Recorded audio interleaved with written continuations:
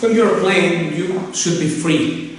To be free there, which is what everyone aspires, including me, is to first you have to know so well the harmony, your rhythm, your choosing notes, the contour you want to get, so that you can get it spontaneously. Otherwise, the difference is between someone who has this course prepared, this course is talking something like in acting, and then he follows just the script and goes on like that. And then someone who just invents the script right there. This is the difference between real music. And then, and in fact Paco did agree with that. That's why he never played one thing same 2 times. That real music is what you create there in the moment.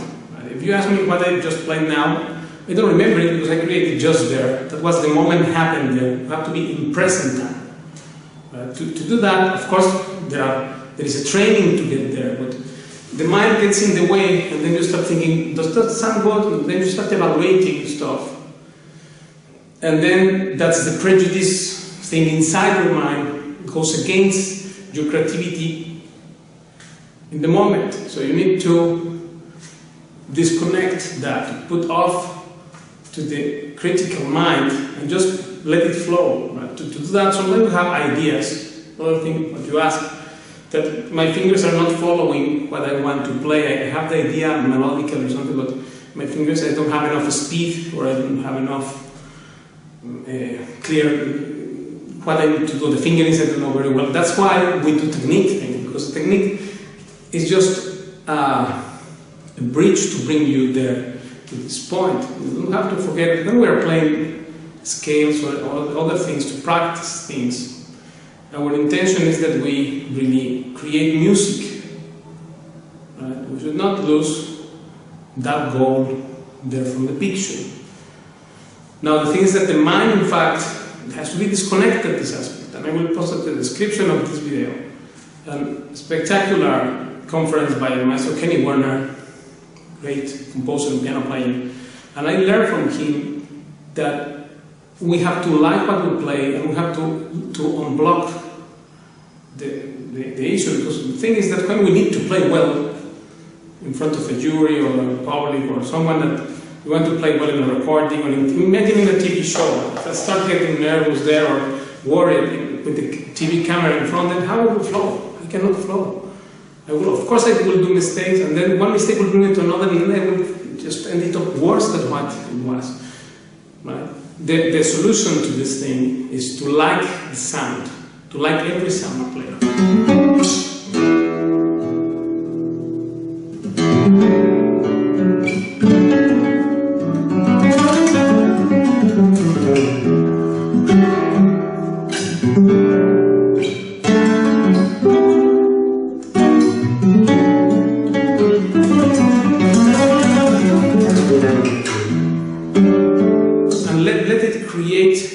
Itself there to flow.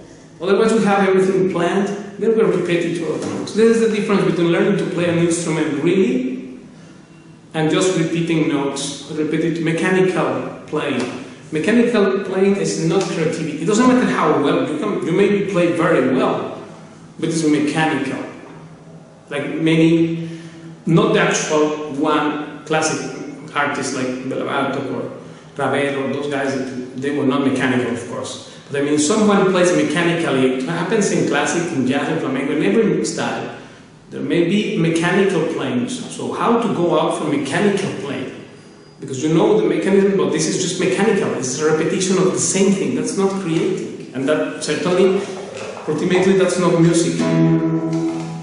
because you need to be creating every phrase to deliberately choose every part of what you are saying there, because it represents your feeling. And this is also how you connect, because Rami asking this great question, my friend Rami, and this is the answer, in fact, to your question about how you connect your feelings to what you are playing.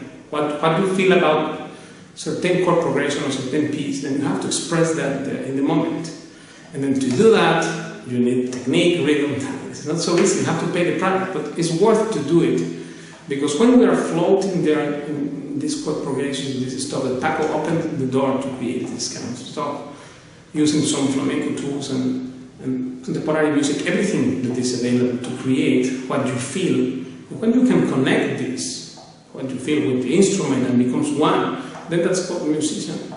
Then we are called, of course, we are students. I'm not saying I'm a related master or anything. What I'm saying is I'm also a student. I consider myself an advanced student of music, and therefore I can help you to pass through the steps that I did pass when I was like you, like on your level, on your point. At a certain point, we all have to start to do things, scales that way. The goal is to be able to connect those feelings with what you're playing. Otherwise, it's mechanical, and that's why the falseta playing thing is not the only note. Because if you play only falseta stuff, I'm not saying don't play falsetas. What I'm saying is that we need to do that, but this is just what Paco said, one part of it. This is not the only note. The only note is when you create the thing in the spot. And to get there, we need a training. So this training thing is important. Otherwise, we are just dreaming we fly. It's like an airplane. It's designed to fly, right? But what if I use the airplane to go around like a car? The car may be used also. The airplane may be used as a car because it has wheels and it maybe I go with the jet there all over the streets. People will say, "What is this machine is designed to fly. This guy is using it as a car." Right? So our capacity, similarly, you have much potential than what you think you have.